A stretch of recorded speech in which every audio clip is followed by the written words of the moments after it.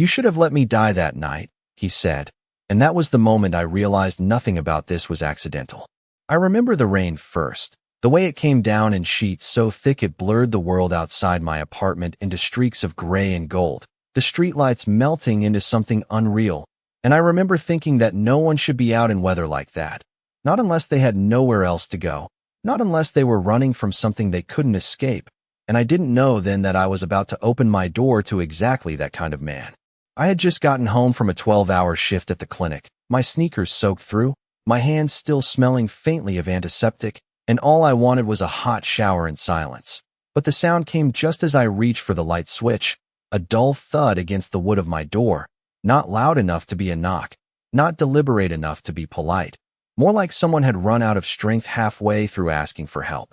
I froze, my breath catching, listening, and for a second all I could hear was the storm, the wind pressing against the windows, the distant hum of tires on wet asphalt.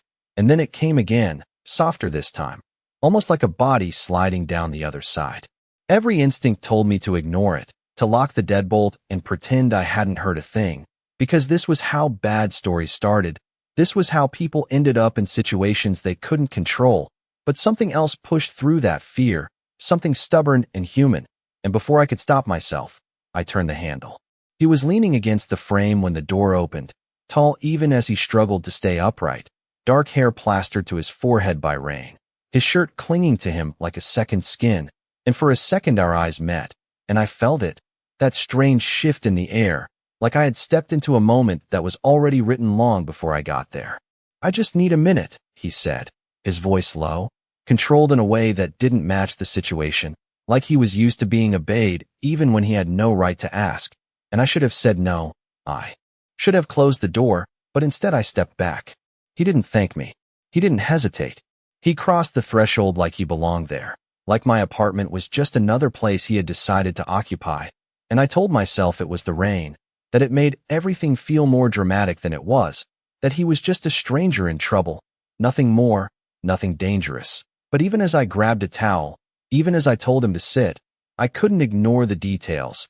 The way he moved despite the exhaustion, the quiet alertness in his eyes, the kind that never really turned off, and when my fingers brushed his sleeve, I felt it, the tension beneath, not fear, not weakness, something sharper, something controlled. "You're hurt," I said, and he gave the smallest shake of his head, like that wasn't the part that mattered, like pain was just background noise to whatever world he came from. And for a moment, just a moment, I wondered what kind of life taught someone to carry themselves like that. He stayed for less than an hour. Long enough for the storm to ease. Long enough for the silence to settle between us in a way that felt heavier than conversation. And when I finally looked up again, he was gone, the door slightly open, the rain fading into a soft drizzle outside. And I stood there, staring at the empty space where he had been, telling myself it was over, that I had done a simple thing for a stranger, and that was the end of it. But even then, even before I knew his name, I had this feeling I couldn't shake, like something had just begun without asking for my permission. I did not sleep that night, not really, because every time I closed my eyes I saw his face the way it had looked in that first second, not desperate, not broken, just focused, like even on the edge of collapse he was still calculating something I could not see. And by the time the sun pushed weak light through my blinds, I had already convinced myself that I had imagined half of it. That exhaustion and rain and adrenaline had twisted a simple moment into something heavier than it was. But then, I walked into my living room and saw it, the towel I had given him folded too neatly on the back of the chair, and beneath it, something that did not belong to me. It was a watch, heavy in my palm when I picked it up, the kind of weight you feel before you even register the details, cold metal, flawless glass, no scratches, no wear, nothing about it said ordinary. And when I turned it slightly, the light caught along the edge, and I realized this was not something a man just forgets, not unless leaving it behind was intentional. I told myself I should call someone, maybe the police, maybe just report it as lost property. But even as the thought formed, I knew I would not, because explaining how it got here would mean explaining him, and I did not even know where to start. I went through the rest of my morning on autopilot, coffee going cold in my hand, the sound of the city waking up drifting through my window, horns and distant sirens, and the low hum of life continuing like nothing had shifted, But something had. I could feel it in the quiet spaces between seconds, like a thread had been pulled tight, and I was the only one who noticed. By noon, I was at the clinic again, the fluorescent lights too bright, the air too clean, everything painfully normal in a way that made last night feel even less real, and I almost managed to convince myself it was over until the television in the waiting area flickered to a breaking news segment. I was not even paying attention at first, just catching fragments between patient charts, words like incident and private residence and unknown individuals. But then an image flashed on the screen, brief, almost gone before I could focus, and something in my chest tightened so sharply it made me pause mid-step. It was him, or at least it was enough of him. The angle of his jaw, the line of his shoulders, the same controlled stillness even in a grainy shot taken from a distance, and below it, a name appeared for less than a second before the footage changed. Adrian Moretti.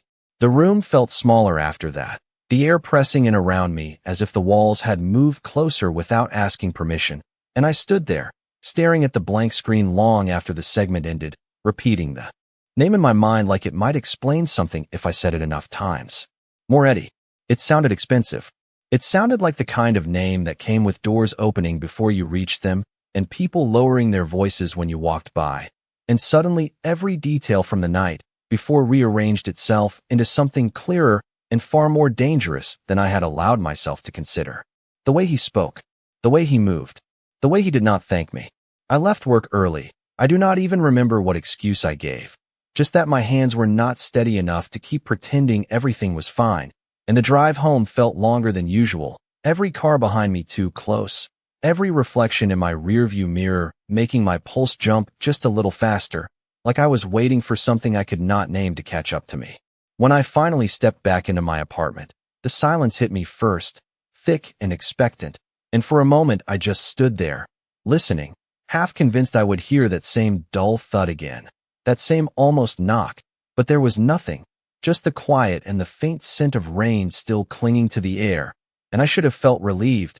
I should have told myself it was over, that he was gone, and whatever world he belonged to had nothing to do with me. But as I set the watch down on my table, I realized something I could not ignore. People like Adrian Moretti did not lose things, and they did not forget where they left them. By the second night, I started checking the door twice before I locked it, not because I thought he would come back, but because I could not stop thinking about how easily he had walked in the first time, how natural it had looked, like my space had never really been mine to begin with. And that thought stayed with me as I moved through my apartment, turning on lights I usually left off, filling the silence with small noises just to remind myself I was alone. The watch sat exactly where I had left it on the table, untouched, but it felt louder than anything else in the room, like it carried a presence that did not belong to me, and I found myself glancing at it every few minutes, waiting for something to happen, for it to light up, for it to ring, for it to do anything that would tell me what to do next, but it stayed perfectly still, perfectly patient, like it knew I would be the one to break first. I tried to distract myself with routine, heating up leftovers, answering emails, even turning on the television just for background noise, but nothing held my attention for long, not when my mind kept circling back to the same question. If he left this behind on purpose, then why had he not come back for it yet? Around 9 o'clock, the city outside settled into that strange quiet that only happens on rainy nights, when the streets empty faster and the sounds soften into something distant and hollow. And I remember standing by the window, watching the reflection of my own apartment layered over the blurred lights outside, when a car pulled up across the street. I would not have noticed it if it had not stayed there, engine running, headlights cutting through the damp air without moving. And at first I told myself it was nothing, just someone waiting, just another piece of the city doing what it always did. But then 10 minutes passed, and then 15, and the car did not leave. I stepped back from the window, my pulse picking up in a way I could not quite justify, and I told myself I was overreacting, that I was letting one strange night turn everything into something bigger than it was. But when I looked again, the car was still there, exactly where it had been, like it was not waiting for someone else, like it was waiting for me. I turned off the living room light without thinking, the sudden darkness wrapping around me as I stood there, barely breathing, trying to see without being seen. And that was when I noticed something else, a second car, further down the block, parked at an angle that gave it a clear view of my building, and the realization hit slowly, not all at once, but piece by piece, until it settled into something I could not ignore. This was not random. This was not coincidence. I moved away from the window, my hands suddenly cold, my thoughts racing through every possible explanation and rejecting each one just as quickly, because none of them made sense, not unless I admitted the one thing I did not want to believe, that this had never been over. I had just started pacing when the knock came, soft this time, controlled, nothing like the desperate sound from 2 nights ago. And for a second, I just stood there, staring at the door like it might open on its own, like whatever was on the other side already knew I was there. And then I heard his voice, calm, certain, unmistakable. "Emily," he said, like he had always known my name, like he had never forgotten where to find me. "Open the door." And in that moment, I understood something I had been trying to avoid since the night I let him in. I had not helped a stranger. I had stepped into his world, and now it was standing on the other side of my door, waiting for me to let it in again. I did not move right away, not because I did not hear him, but because I needed a second to understand how he could sound so calm standing outside my door like this was a normal visit, like he had not disappeared without a word and left me questioning everything. And somehow, that calm scared me more than anything else, because it meant he was not guessing. He was not hoping I would open the door. He already knew I would. My hand hovered near the handle. My heart beat loud enough that I was sure he could hear it through the wood. And for a moment, I thought about staying silent, about pretending I was not home, about letting him stand there until he gave up and left. But the image of those cars outside came back instantly, the quiet presence of something watching, waiting, and I realized this was not a situation I could ignore into disappearing. So I unlocked the door. Slowly, carefully, like I was stepping into something I could not undo. He stood there exactly the way I remembered and completely different at the same time. The same face, the same eyes, but nothing about him looked out of place now. No exhaustion, no weakness, just control, quiet and absolute. Like the storm had never touched him at all, and behind him, just slightly out of focus, I caught a glimpse of movement, dark suits, still figures, the kind that did not need to speak to be understood. "You kept it," he said, his eyes flicking past me into the apartment, already noticing details I had not offered, and I knew immediately what he meant. The watch. Of course he knew. "You left it," I replied, my voice steadier than I felt, and something in his expression shifted, not quite a smile, not quite approval, just recognition, like I had said the right thing without knowing the rules of the conversation. He stepped inside without waiting for permission, the same way he had before, but this time it did not feel accidental. It felt intentional, deliberate, like a line being drawn somewhere I could not see. And when the door closed behind him, the apartment felt smaller, quieter, like the outside world had been shut out completely. "You should not open your door so easily," he said, glancing around as if memorizing the space, every corner, every object, and I felt a flicker of irritation push through the fear. "You were the one who knocked," I said, and for the first time, he looked directly at me, really looked, like he was measuring something beyond what I was saying. "That is exactly my point," he replied, his voice low, even, but there was something underneath it now, something heavier, something that made it clear this was not just a conversation. I crossed my arms without thinking, grounding myself in something familiar. "If you came back for your watch, you can take it and leave," I said, gesturing toward the table, trying to make this simple, contained, something I could control, but he did not move toward it, did not even glance in its direction this time. Instead, he stepped closer, just enough to close the distance between us in a way that made my breath catch before I could stop it. "I did not come back for the watch," he said, and the quiet certainty in his voice settled into the room like something permanent. "Then why are you here?" I asked, even though part of me already knew the answer would not make things easier. He held my gaze for a long second, long enough that the silence between us felt like it was stretching into something else, something I could not name yet, and when he finally spoke, his words were simple, but they landed heavier than anything else he could have said. "Because you let me in," he said, "and now, you do not get to pretend that did not change anything."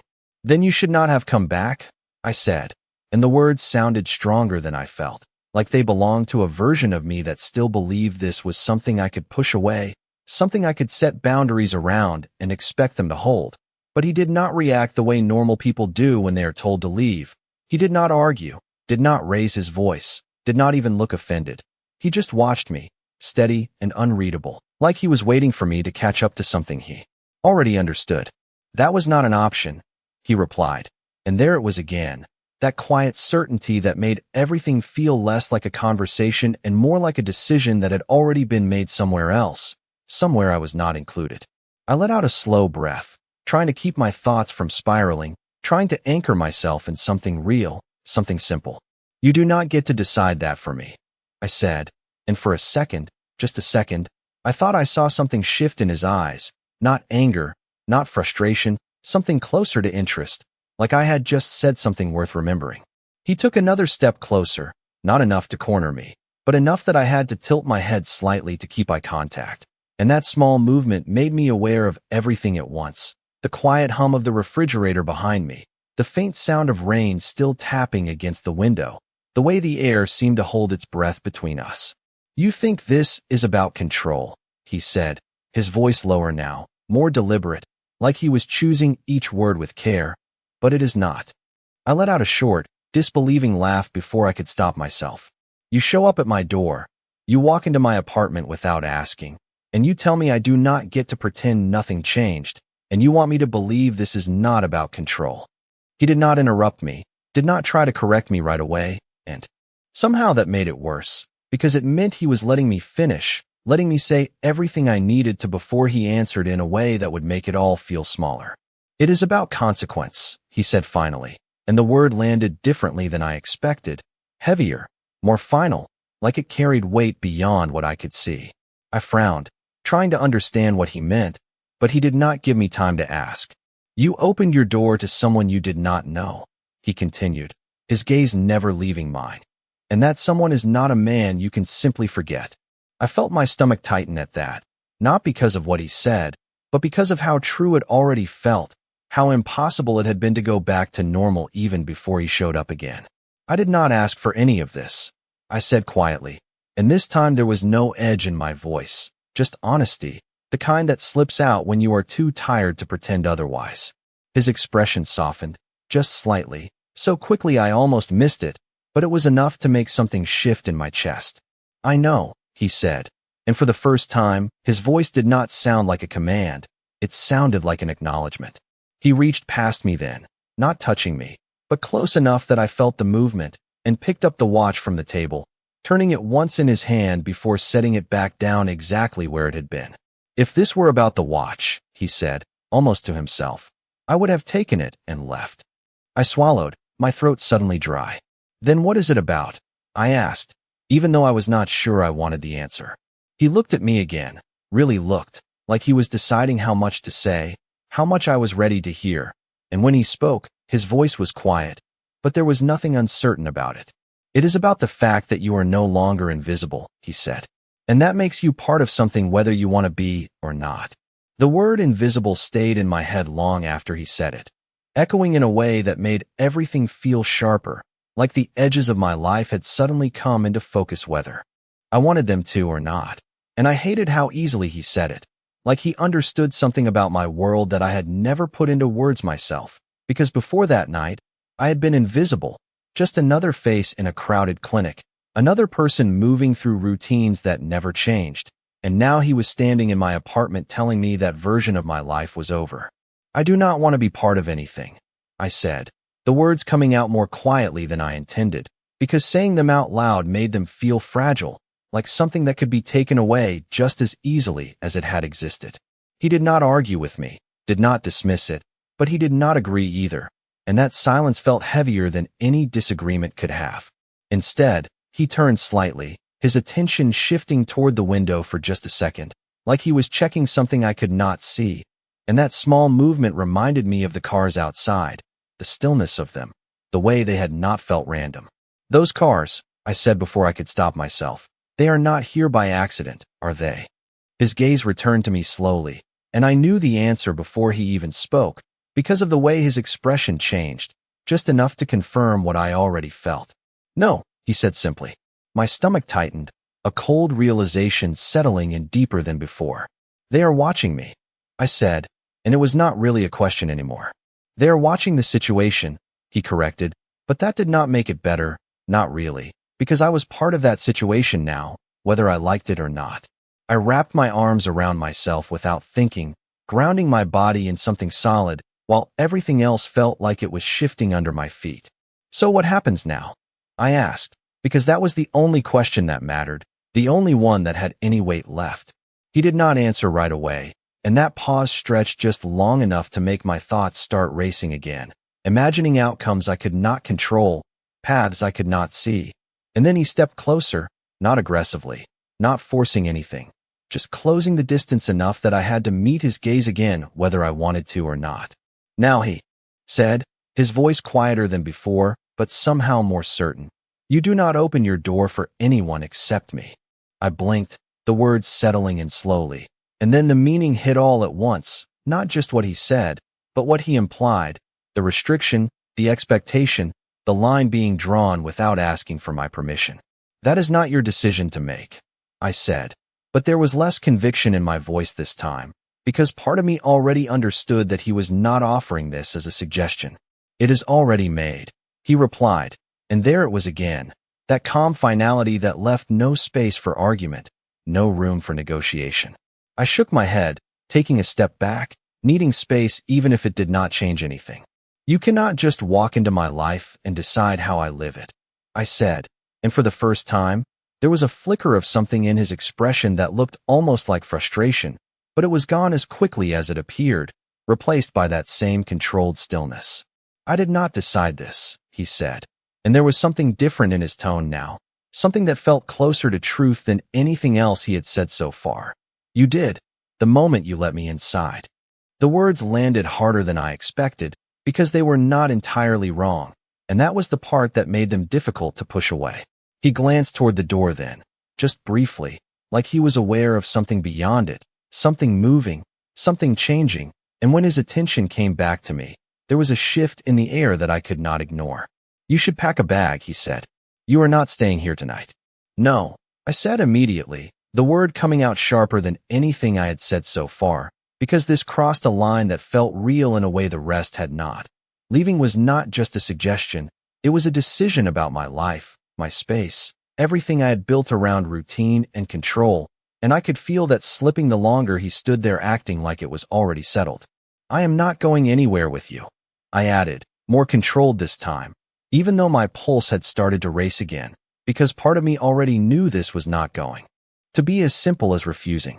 He did not react the way I expected, no anger, no raised voice, just that same steady gaze, like he had anticipated this response and already moved past it.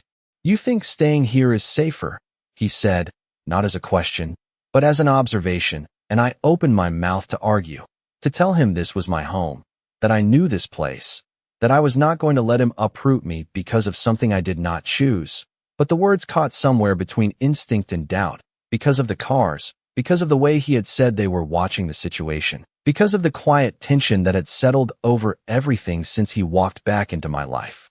This is my home, I said instead, holding on to that truth like it could anchor me, like it still meant the same thing it had 2 nights ago. His expression did not change, but something in his posture shifted, subtle, almost imperceptible, like he was listening to something beyond the room again, measuring time in a way I could not see. And that is exactly why it is no longer safe, he replied, and there was no hesitation in his voice this time, no space for interpretation, just a statement that felt heavier than anything else he had said so far. I shook my head, taking another step back, trying to create distance, trying to think clearly, but the air felt tighter now, like the walls were closing in with every second we stood there arguing about something that did not feel like a choice anymore. You cannot just decide that, I said, but even as I said it, I heard the weakness in it, the lack of certainty, because everything about tonight had already proven that normal rules did not apply here. He stepped closer again, not threatening, not forcing, just present in a way that made it impossible to ignore him. And when he spoke, his voice was lower, more deliberate, like he was trying to make me understand something I was not ready to accept. I am not asking you to trust me, he said. I am telling you that staying here puts you in a position you cannot control. The words settled in slowly, heavier with each second, because control was the one thing I had always relied on, the one thing that made my life feel stable, predictable, safe. And now he was standing in front of me telling me that illusion was already gone. I looked toward the door without thinking, toward the space that separated me from whatever was outside, whatever he was reacting to in those small, almost invisible glances, and for the first time, I felt it clearly, that shift from unease to something sharper, something closer to fear, not loud or overwhelming, just present enough that I could not ignore it anymore. If I leave, I said slowly, forcing myself to look back at him, I am not coming back to something I recognize, am I? It was not really a question, more like an understanding forming in real time, and he did not try to soften it, did not try to give me comfort that would not last. No, he said, and the honesty in that single word hit harder than anything else, because it meant he was not lying to make this easier. He was telling me exactly what this was. I let out a slow breath, my thoughts racing through everything I was about to lose, everything I did not choose, everything that had shifted because I opened a door on a rainy night and let a stranger inside. And when I looked at him again, something inside me had already changed, not acceptance, not yet, but something close enough that I could feel it moving in that direction. 5 minutes, I said finally, my voice quieter now, steadier in a different way, because this was not about winning or refusing anymore. It was about understanding that the situation had already moved beyond that. He nodded once, like he had known this was where it would end, like he had been waiting for me to reach this point on my own, and as I turned toward my bedroom, I realized something I had been trying not to see since the moment he knocked on my door. I was not leaving because he told me to. I was leaving because part of me already believed him. I moved through my apartment like I was memorizing it for the last time, every small detail suddenly louder than it had ever been before, the faint crack in the wall near the kitchen doorway, the uneven hum of the refrigerator, the way the floor creaked slightly near the bedroom window, things I had stopped noticing a long time ago because they were part of something stable, something predictable, and now they felt like pieces of a life I was already stepping away from. I grabbed a bag from the closet without really thinking about which one, just something practical, something that could hold enough to feel like I was not completely unprepared, even though nothing about this was planned, nothing about this made sense in the way my life used to. My hands moved automatically, pulling clothes from drawers, folding them without looking, my mind running somewhere else entirely, replaying every moment from the past 2 days like there was something hidden in it I had missed, something that could explain how I ended up here, packing my life into a bag because a man I barely knew told me I could not stay. I paused for a second, my fingers resting on the edge of the dresser, and I caught my reflection in the mirror, my expression unfamiliar, not fear exactly, not panic, something more controlled, like I was holding everything in place just enough to function, and I wondered when that had changed, when I had started adapting to something I never chose. The sound of his footsteps outside the room was quiet, measured, not pacing, not impatient, just present, and that steadiness did something to me I could not fully explain. It made the situation feel more real, more final, like there was no version of this where I stayed, and everything went back to normal. I zipped the bag halfway and stopped, my eyes drifting toward the nightstand where my phone rested, and for a second I considered calling someone, anyone, telling them where I was going, asking for advice, for help, for something that felt like a connection to the life I was leaving behind. But the thought faded almost as quickly as it came, because I would not know what to say, and more importantly, I did not know who I could trust with something like this.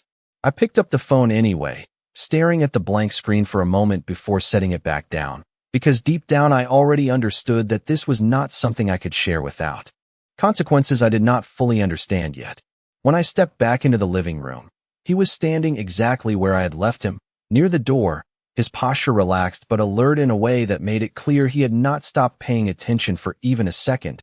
And for the first time, I noticed something else. The silence outside had shifted, not louder, not obvious, just different, like the world beyond the walls was moving around us in a way I could not see, but he could.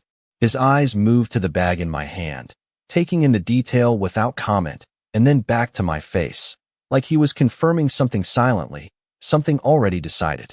"That is enough," he said, and I almost laughed at how simple it sounded, how easily he reduced everything I had just packed into 2 words.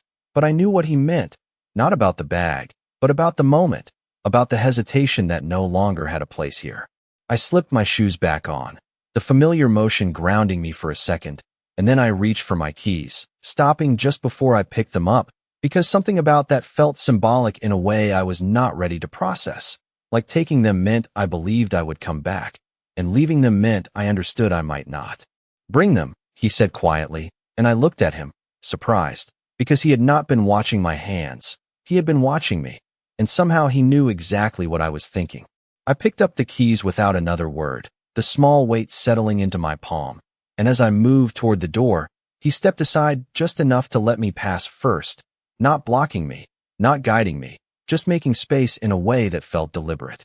The hallway outside was dim, the lights flickering slightly the way they always did, but tonight it felt different, like stepping into a place I had seen 100 times but no longer recognized. And as the door closed behind us with a soft click, I realized something I could not ignore. I was not just leaving my apartment. I was stepping into a version of my life where nothing would ever feel that simple again. The air outside felt colder than it should have, not because of the weather, but because everything had shifted the moment that door closed behind me, and I could feel it in the way the hallway seemed quieter, in the way my footsteps sounded too loud against the floor, like I no longer blended into this place the way I used to. He walked just behind me, not touching, not guiding, but close enough that I was aware of him with every step, a constant presence that made it impossible to pretend this was temporary or reversible.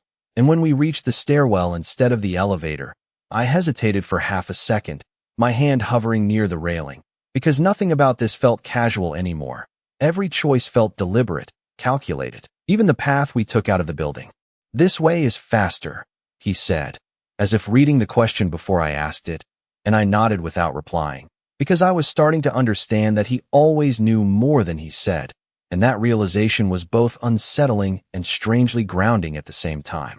The stairwell door opened to the street, and the sound of the city rushed in, muted by the lingering rain, tires moving through wet pavement, distant voices, the low hum of everything continuing like nothing had changed, even though everything had. The cars were still there. I saw them immediately, the same positions, the same quiet stillness that no longer felt accidental. And for a moment I stopped walking, my breath catching as the reality of it settled in fully, because seeing them again made it impossible to pretend this was all in my head. He did not stop beside me, did not draw attention to them, just continued forward with that same steady pace, like this was expected, like this was already accounted for, and after a second, I followed, because standing still felt more dangerous than moving, even if I did not fully understand why. A black car waited at the curb, different from the others, but somehow connected to all of it, the door already opening before we reached it. And that small detail made something tighten in my chest, not fear exactly, but the realization of how far outside my normal world this already was. I hesitated again, just for a second, looking at the open door like it was a line I could still choose not to cross. And then I felt his presence shift slightly behind me, not pushing, not forcing, just there, steady and certain in a way that made the decision feel less like a question and more like a moment I had already passed. "Emily," he said quietly, and I turned just enough to meet his eyes. And there was something there I had not seen before, not control, not calculation, something deeper, something that felt almost like a promise, or maybe a warning, I could not tell which. "Once you get in," he continued, "things do not go back to the way they were." I let out a slow breath, my grip tightening slightly on the strap of my bag, because part of me already knew that was true, not because of this car, not because of him, but because of everything that had happened since the moment I opened my door that night. I looked back at the street, at the building I had just left, at the life that already felt further away than it should have, and then I stepped forward and got in. The door closed with a quiet, final sound that seemed to echo longer than it should, sealing something I could not undo. And as the car began to move, smooth and controlled, blending into the city like it had always belonged there, I realized something I had been trying not to admit from the very beginning. He did not find me by accident. And whatever this was, whatever I had stepped into, it had been waiting for me long before I ever knew